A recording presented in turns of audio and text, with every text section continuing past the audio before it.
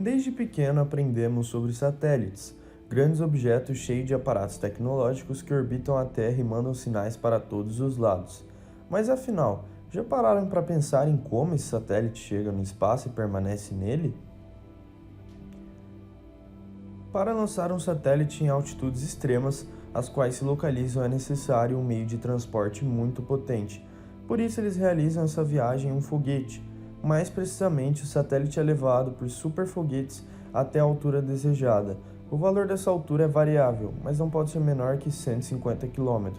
Alcançada essa altura H, os foguetes lançam o satélite horizontalmente com velocidade v. Como se sabe, a Terra exerce uma força de atração sobre esse objeto, de forma que essa força fará com que ele descreva sempre uma trajetória curvilínea. Para que o satélite fique sempre em órbita circular ao redor da Terra, deve ter velocidade que é determinada pela segunda equação matemática. V igual gm sobre r elevado a 1 sobre 2, onde g é a constante gravitacional e m é a massa da Terra. Depois de colocado em órbita e não havendo perturbações, o satélite fica dando voltas e mais voltas ao redor da Terra. Porém, o satélite pode se localizar em diferentes órbitas. Citando os principais tipos de órbita, temos a baixa órbita da Terra, também chamada de LEO, são aquelas localizadas abaixo da órbita geoestacionária, podendo estar entre 160 km e 2.000 km de distância do nível do mar. A estação espacial está localizada em uma órbita LEO, bem como a maior parte dos satélites meteorológicos e muitos satélites de comunicação. Temos o tipo de órbita polar. As órbitas polares estão entre baixas órbitas, pois possuem altura entre 200 km e 1.000 km de distância do nível do mar, e a particularidade dessas órbitas é que elas varrem a superfície terrestre de polo a polo, formando um ângulo reto com o equador. Esse tipo de órbita terrestre é muito utilizado por satélites de observação e imageamento da superfície. Temos as órbitas médias da Terra. As órbitas médias da Terra, também chamadas de MEO, são aquelas localizadas acima das órbitas LEO e abaixo da órbita GEO, ou seja, entre 2.000 km e 36.000 km de distância do nível do mar. Essas órbitas são muito utilizadas por satélites de geolocalização e para satélites de comunicação que atendem as regiões próximas ao Círculo Ártico, onde as ondas dos satélites geoestacionários não conseguem chegar. E por último, temos uma órbita muito principal também, que é a órbita terrestre alta.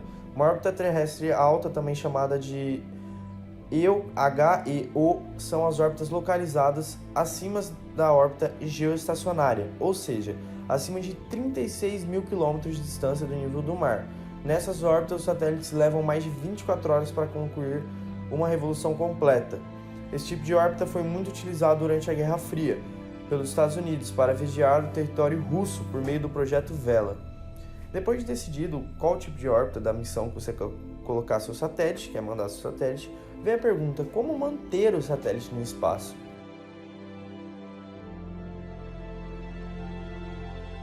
Bom, o segredo para que esses objetos permaneçam no espaço, girando ao redor da Terra, é o empurrão dado pelos foguetes que colocam os satélites em órbita. Depois de subir ao espaço, um estágio propulsor acelera o satélite a uma velocidade que não seja tão pequena para que ele caia na Terra, e nem tão grande para que ele escape da gravidade do planeta. Bom, temos uma citação aqui do engenheiro Petrônio Noronha de Souza, do Instituto Nacional de Pesquisa do INEP, e ele mesmo diz: se a velocidade for aplicada corretamente, o satélite tenta se afastar continuamente da Terra em direção ao espaço, mas ao mesmo tempo é puxado de volta pela gravidade.